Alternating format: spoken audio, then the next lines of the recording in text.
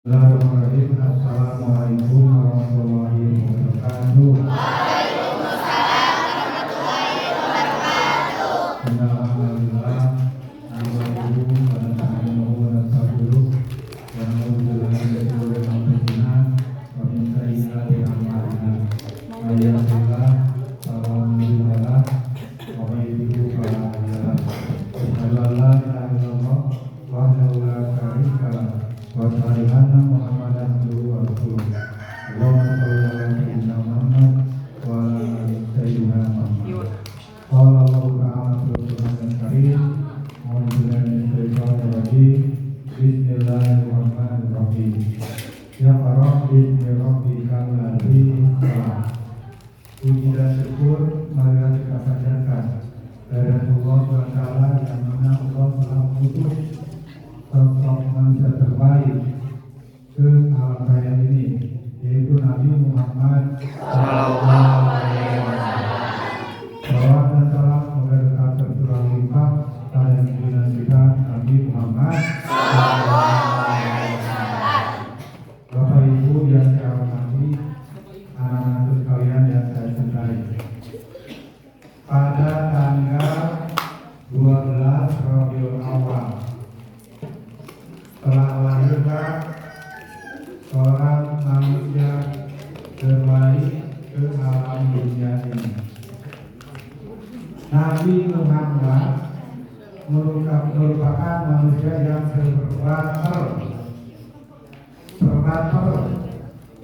terpintar, teramanah, terbaik akhlaknya, dan yang lainnya. Iya, pokoknya Nabi Muhammad the best is the best, ya. Terbaik dan paling baik. Betapa tidak, kelahiran Nabi Muhammad sempat diguncang oleh suatu rencana jahat dari gubernur Yaman yang bernama Abroha ingin menghancurkan Ka'bah sambil membakar dan serinahan.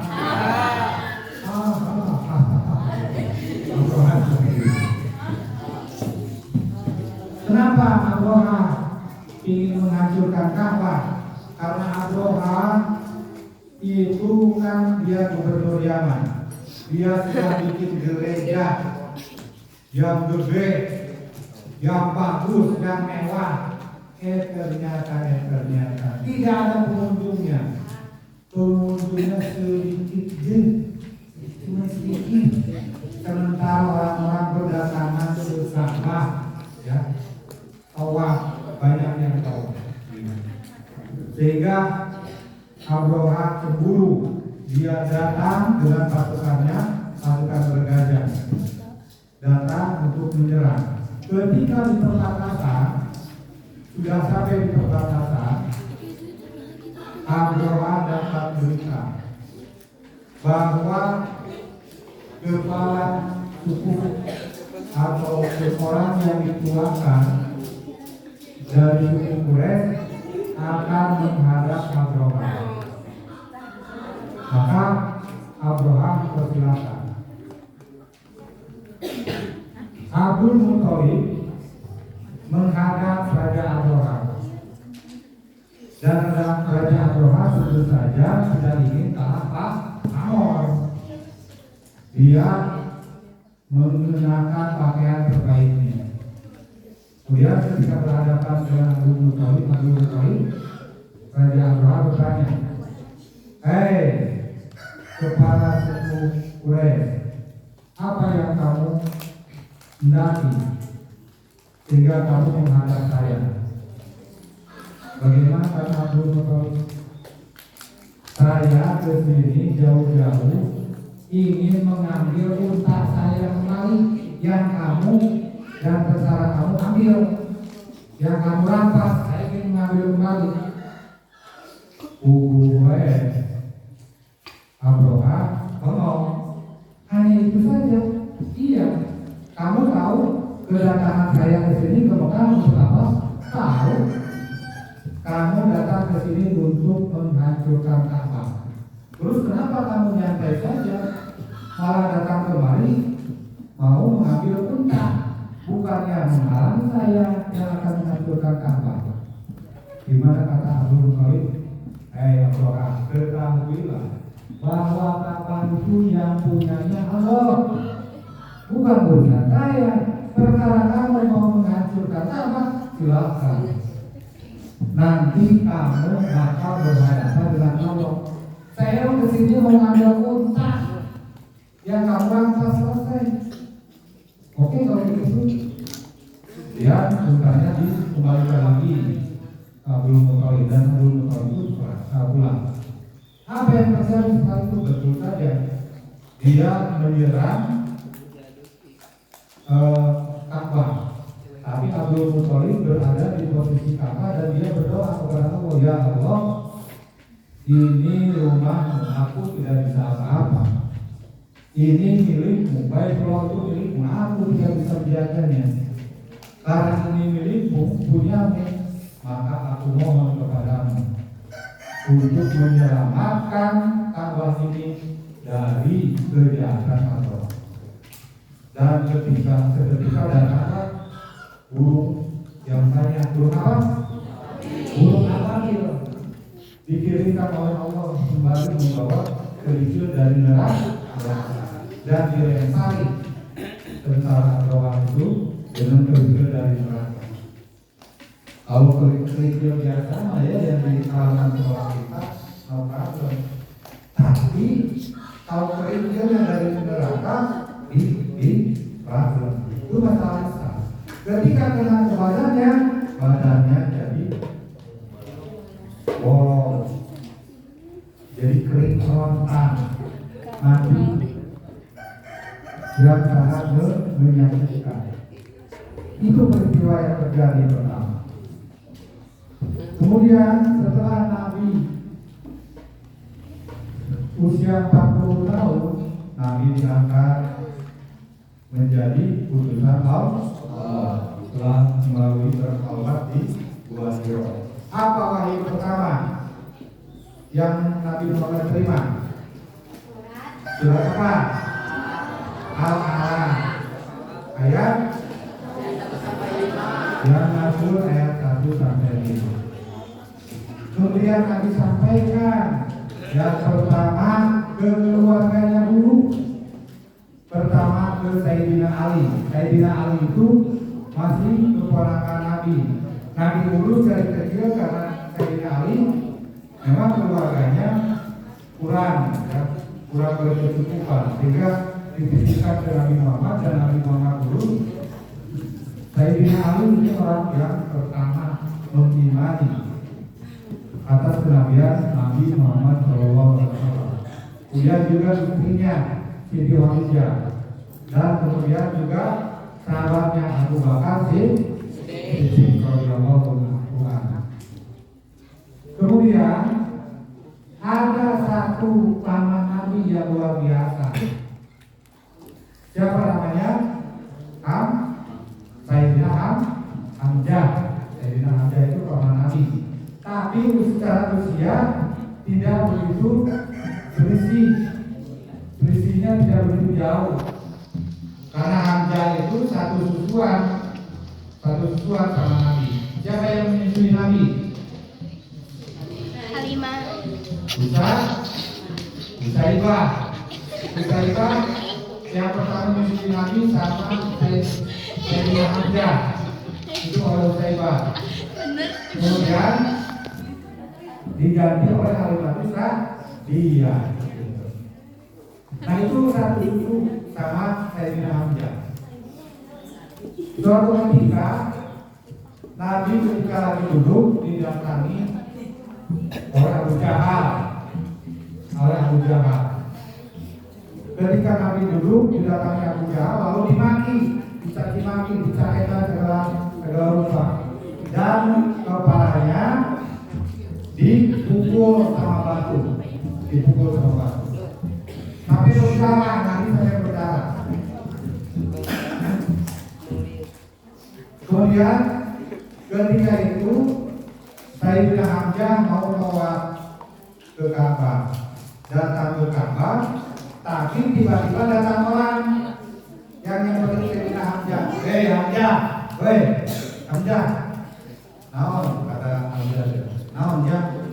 Itu tuh Muhammad keponakanmu dipukul sama Abu Jahal, kepalanya pakai batu berdarah. Sayyidina Hamzah itu kan pendekar orang kafir.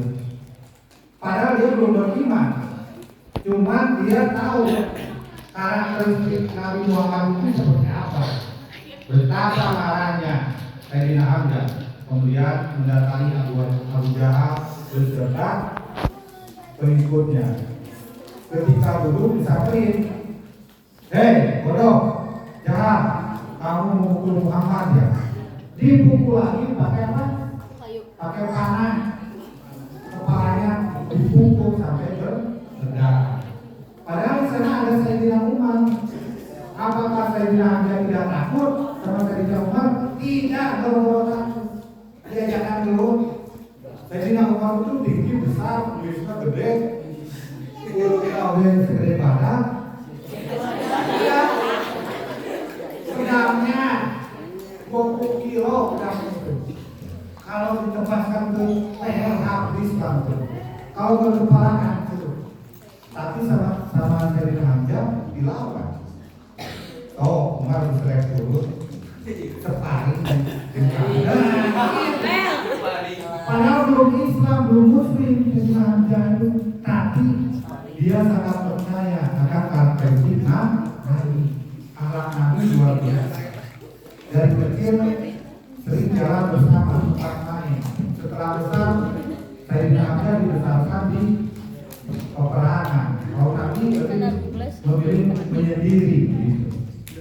Sehingga orang-orang Quraisy pada takut kalau Hamzah sudah begitu pada takut. Kemudian setelah itu Hamzah berpikir, saya itu belum beriman akan kenabian Muhammad. Barusan saya mah solidaritas saya dulur itu, dulur kita halo kita kayak waktu ya benar. Jadi bukan masalahnya bukan keimanan. Kemudian Hamzah berpikir dan kemudian dia menyatakan keimanannya kepada Nabi Muhammad SAW. Suatu ketika Nabi berada di suatu rumah, Sayyidina Umar datang bawa pedang untuk di rumah kata ayah Hamzah. Wah, ada yang segala dan kamu cekamnya besar, usahakan menjadi muda gitu. Jadi saking beraninya, ternyata ketika Umar masuk, apa yang terjadi? Dia bersyahadat asyhadu an la ilaha illallah wa asyhadu anna Muhammadar Rasulullah. Begitu. Tambah kuat Nabi Muhammad itu didampingi Sayyidina Hamzah, yang wanita didampingi oleh Sayyidina Umar yang galak, ya. Kenapa? Karena Sayyidina Umar itu beriman. Sebagai kerepotan kan yang Jahal, kemudian dia menyurati siapa? Menyurati siapa? Menyurati Habib bin Malik, seorang raja Yaman. Habib ini ayat udah kolontongnya dia nama Muhammad. Dia bawa ajaran baru, agama baru. Dia menghina sesembahan kita. Apa sesembahannya? Patung apa saja? Lata, Uzza, Manat, dan Ubah. Lata, Uzza, Manat, dan Ubah. Yang menurut mereka memiliki fungsi-fungsi berbeda. Nah kemudian Habib itu datang di perbatasan di perbatasan Mekah. Mana Muhammad bin Haji bawa hadir, bawa kesini ini Muhammad Bre, saya ingin ketemu. Diundang Nabi Muhammad. Bersama siapa? Nabi Muhammad datang bersama siapa? Istrinya yang pertama. Siapa? Siti Khadijah. Dan didampingi oleh Abu Bakar Siddiq. Mau menemui Raja Habib bin Malik. Ketika di perjalanan Siti Khadijah nangis. Kenapa? Karena takut. Habib bin Malik itu bawa pasukan 10.000 Nabi cuma bertiga. Nabi waktu itu mengenakan jubah berwarna merah. Datang. Oh iya Muhammad teh, sok duduk. Nabi suruh duduk. Karena Nabi disuruh duduk di singgasana masuk. Pakai baju merah, jubah merah, dalaman putih, duduk di singgasana emas dengan wajah yang rupawan luar biasa. Nabi itu ganteng dan luar biasa. Ketika Nabi duduk, maka cahaya itu tambah keluar, sehingga orang-orang bisa mengatakan bahwa luar biasa. Hei Muhammad, kamu itu betul utusan Allah? Ya, saya utusan Allah. Biasanya utusan Allah boga mujizat. Apa itu mujizat? Betul, mujizat adalah perkara yang luar biasa yang dikaruniakan oleh Allah kepada Rasulullah. So, naon mujizat aja naon kata Nabi Muhammad, kata Habib bin Malik. Silakan Anda mau apa? Coba masuk akal tidak? Si raja itu minta matahari ditenggelamkan, kemudian bulan dibelah dua, simpan di tangan Nabi. Masuk akal tidak? Tidak. Bulan segitu gedenya, kalau tadi pagi ya, Bapak tadi melihat ke sana menengok ke sebelah pulau, bulan kita meni dihanap, bulan di sebelah pulau, bulan gede, kita pakulan Nabi dilebihnya. Bisa tidak kurangi begitu kan? Apa yang berbicara ketika kamu jawab bisa? Akal atau iman? Iman belum itu dia percaya. Abu Jahal ketawa senang.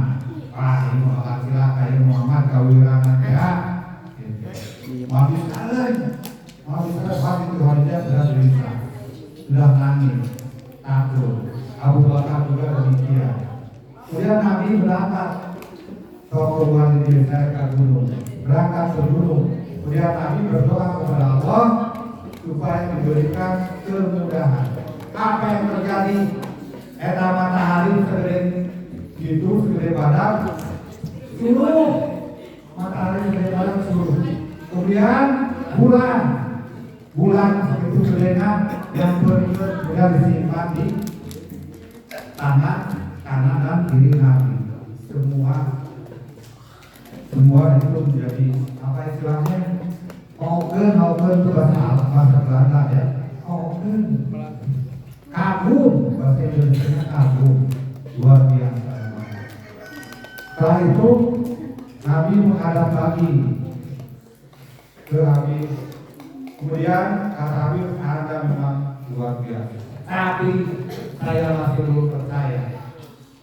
Saya tidak akan beriman kepada Anda. Anda mau apa lagi? Kata Nabi Muhammad. Saya punya putri. Nabi Muhammad tahu bahwa raja punya putri yang maha dia. Putri raja tanpa rasa, tidak ada kaki, tidak ada tangan. Kemudian tidak bisa melihat, lumpuh. Dia anak raja, anak Habib bin Malik Yaman. Kata Nabi, saya tahu kamu punya putri, seorang putri yang lumpuh, tidak punya tangan, tidak punya kaki, bahkan tidak melihat.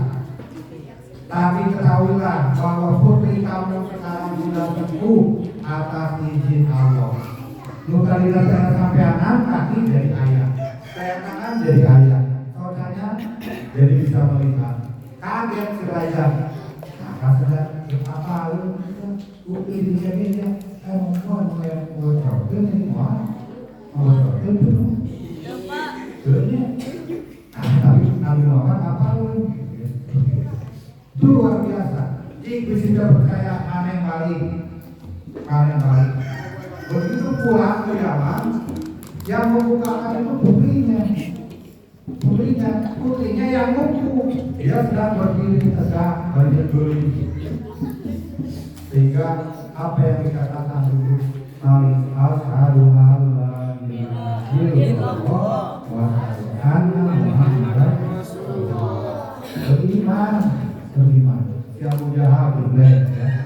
Kenapa? Karena pasukan yang diandalkannya itu sudah mengimani Nabi. Nah kemudian dipersingkat ya. Perjalanan Nabi itu memang luar biasa. Setelah diutus dari usia 40 tahun sampai meninggal di usia berapa? Meninggalnya Nabi di usia 63, betul makmur. 63 tahun ya, 63 tahun Nabi. Nah dalam perjalanannya itu sungguh luar biasa. Nabi pernah mengatakan, Nabi mengatakan begini, Umar, temui ada seorang pemuda di Yaman. Nah, sahaya di Yaman dia tak main, di Yaman. Dan memang posisinya di Yaman. Ada seorang pemuda di Yaman yang kulitnya itu berpenyakit. Tapi dia makbul doanya. Kenapa bisa begitu?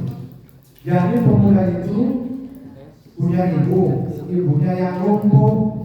Kata pemuda itu bicara begini, ya anakku, ini aku ibumu sedang tua, ingin ibadah haji. Pak bingung, sudah haji, nggak semoga kendaraannya, udah nggak punya. Kode juga nggak punya, sudah nggak punya. Apa yang dilakukan? Beli sapi, anaknya. Namun anak sapi itu kalau melepas itu harganya 6 juta naira. Kemudian dia bikin kandangnya di mana? Di atas gunung. Lalu dipanggul, diangkut anak sapi ke gunung. Jadi orang Yaman itu tidak berdiri, tidak berdagor. Ayo dia apa?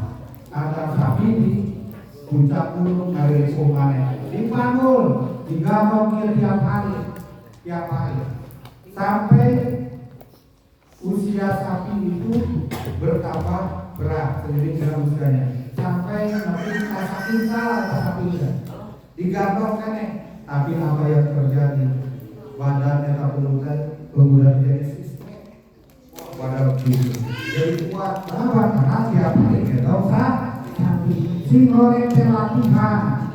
Dia sedang berlatih ingin menggendong ibunya dari Yaman sampai ke Mekah. Setelah berhasil badannya kuat, maka digendonglah ibunya itu. Digendong mutar. Awak. Kemudian setelah dari awak dia berdoa, ya Allah, aku mohon kepadamu, masukkan ampunilah dosa ibu ini dan masukkanlah ke dalam surganya Allah. Ibunya kaget, kenapa kamu berdoa untuk ibu sementara kamu? Bagaimana kok kamu tidak berdoa untuk dirimu sendiri? Dia mengatakan ilmu, maka punya anak dari ilmu. Ada ilmu. Ketahuilah ibu, seandainya ibu itu pasti aku pun akan menyertaimu di surga. Tajam Nabi panggilan kata jelema, sahabat kata jelema makbul orang. Kemudian satu lagi ada pemuda yang bernama Julaibib di Madinah. Maaf, ini pemuda tidak punya rumah, tidurnya di kursi, bantalnya tuh pakai tangan. Jadi turunan nggak jelas. Tapi dia sahabat Nabi, namanya Julaibib. Kemudian Nabi memanggil Julaibib, Julaibib, kamu umur sudah cukup, juga kamu ke Julaibib. Ada pesan Abdi Makia boleh tahun, kemudian tidak punya keluarga, tidak punya rumah, hanya sebatang anak Julaibib. 3 kali ditanya sama Nabi, jawabannya begitu saja. Akhirnya Nabi dibawa, dituntun ke suatu rumah. Assalamualaikum, waalaikumsalam. Nabi mana kabar? Terus Nabi sama lagi. Begitu masuk, ditanya sama yang punya rumah.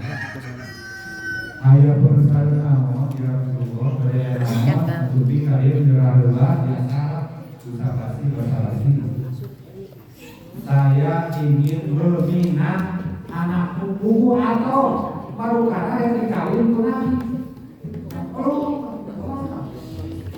Hidup bapak anak dua atau jadi Nabi bentar belah atau bukan untukku tapi untuk sahabatku Julaibib kubur adalah dengan bapak.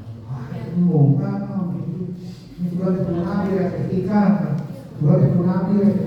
mereka mati dan jelas turunannya dua lima kemudian tidurnya juga di mana lain ya.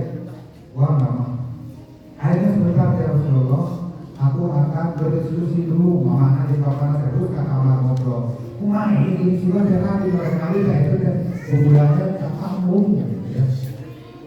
Apa yang terjadi ketika berdiskusi di orang tuanya, maka istrinya, anaknya itu yang ingin ketika itu bicara. Hei Abi, hei Umi, kuping gak? Hei Abi, hei Umi, nah Abi jeung Umi teh percaya ka Rasulullah, nah Rasulullah bakal nyilakakeun. Rasulullah sudah membawa pemuda yang terbaik. Abi manae begitu. Udah manae kan ilmu bapak nanggung. Abi manae. Kenapa? Karena percaya sama Rasulullah. Akhirnya menghadap ke Nabi dan mengiyakan Julaibib Allah. Tapi kemudian Julaibib ikut ke perang, ikut jihad. Kemudian setelah beres ditanya kepada para sahabat, ini bersahabatnya Nabi berkata, hei sahabat, apakah kamu merasa kehilangan seseorang? Tidak.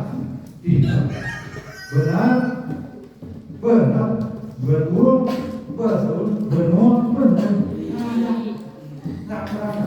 Kata Nabi, bagaimana dengan saudara Julaibib mau antara dua sahabat? Astagfirullah. Apa yang terjadi? Julaibib sudah sakit, ayat 7 pedang, 4 pedang di dirinya, sudah meninggal, dan Julaibib itu sudah berhasil membunuh 7 kafir itu. Keluar biasa. Inilah sahabatku Julaibib yang akan menemaniku di surga. Luar biasa.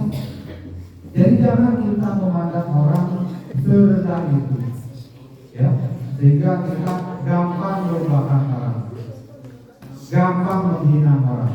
Tidak boleh. Nah, anak-anak sekalian, hikmah yang luar biasa akan kelahiran Nabi Muhammad SAW. Tidak hanya kita yang senantiasa berselawat. Innallaha, sesungguhnya Allah, wa malaikatahu, dan para malaikat yusholluna 'alan nabi. Selalu berselawat kepada Nabi. Ya ayyuhalladzina amanu shollu 'alaihi wa sallimu taslima. Bahkan kalau kamu berdoa tanpa adab dan etika, tanpa sholawat, mahjub, itu terhalang. Kulo doanya majubur. Barang siapa kulo doa setiap doa majubur terhalang ya. Kata Yusufiyah Muhammad Sallallahu Alaihi Wasallam. Sehingga kamu bersolawat dulu kepada Nabi Muhammad Sallallahu Alaihi Wasallam. Makanya kamu disuruh bersolawat sampai 3 kali kan di masjid. Kalau pagi-pagi Bismillahirrahmanirrahim. Allahumma sholli ala sayyidina Muhammad wa ala ali sayyidina Muhammad. 3 kali bersolawat. Setelah itu kamu berdoa. Bertobat astagfirullahaladzim, astagfirullahaladzim, astagfirullahaladzim. Kemudian kamu memohon kepada Allah setelah duha.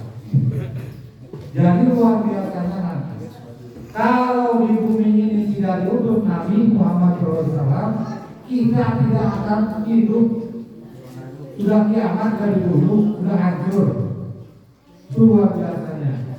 Jadi betapa hebatnya Nabi kita Nabi Muhammad SAW. Kamu cinta Nabi tidak? Cinta Nabi tidak? Benar.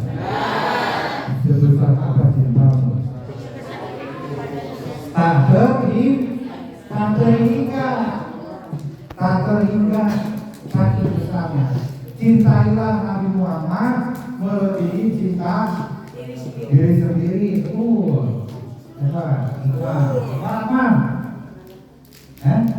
ya? Mencintai diri sendiri, mencintai orang tuamu melebihi mencintai kedua orang tua, melebihi mencintai kekasihmu, pacarmu, kalau kau bercanda jadi, ya. Jadi lebih mencintai Nabi Muhammad. Insya Allah kalau kita mencintai Nabi Muhammad, pasti di yaumul akhir bakal mendapat syafaat Rasulullah Sallallahu Alaihi Wasallam. Bila itu sambil hak, maka itu berat. Wassalamualaikum warahmatullahi wabarakatuh.